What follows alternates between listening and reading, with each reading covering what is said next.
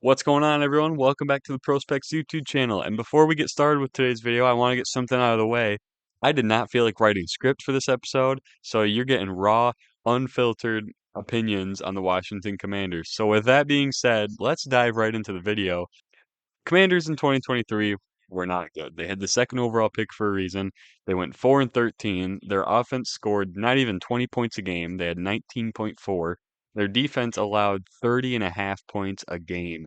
That's not exactly what you want. So what they did is they went out and got division rival Dallas Cowboys defensive coordinator Dan Quinn to be their new head coach. Dan Quinn has a long history in the NFL.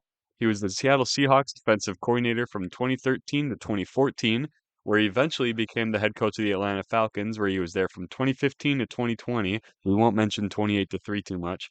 Before in 2021, he finally went to Dallas, where he had one of the best ball hawking defenses in the entire league in that time span. Now to the offensive side of the ball, where they brought in former Cardinals head coach Cliff Kingsbury to be their offensive coordinator. Kingsbury comes from the college ranks. He brings an air raid type of offense that I think is going to help big time with Jaden Daniels in his early development. And the air raid offense is going to be so important for Jaden Daniels because it focuses on throwing the ball deep downfield. And Jaden Daniels was one of the best deep ball throwers in this entire draft class. I think he was the best. If there's anybody that's going to be able to benefit from this new offensive coordinator and this new system, along with Jaden Daniels' deep ball ability, it's Terry McLaurin and Jahan Dotson. These two being able to make big time plays in this offense is going to help with those really bad numbers from last season and should hopefully open up this new offense.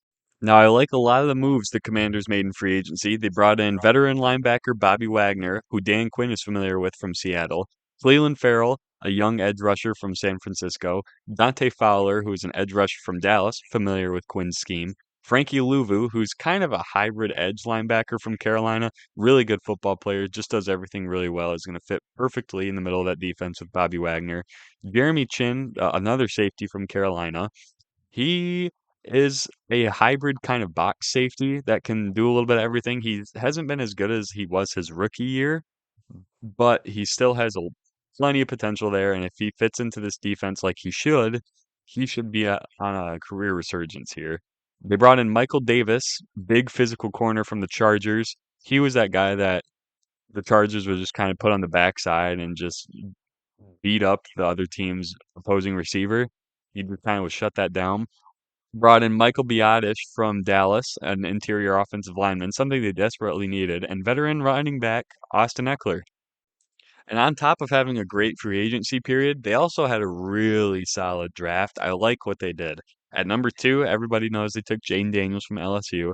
Then at number 36, they took Jerzon Newton from Illinois, who is, in my opinion, probably the best interior defensive tackle in the draft. He just does everything so well. He's a great pass rusher on the inside, and he's just so strong against the run. And then at number 50, they took Mike Sanders from Michigan. He's probably going to play in the nickel for Washington, but he has the skill set to play anywhere. He's so good. If it wasn't for his size, he probably would have been top 3 corner in this draft class. In the 53rd pick, they took Ben Sinnott, a tight end from Kansas State. He's just that big, fast body that you can throw right down the middle of the field. He blocks pretty okay. Just a great receiving tight end that's going to be a security blanket for Jane Daniels.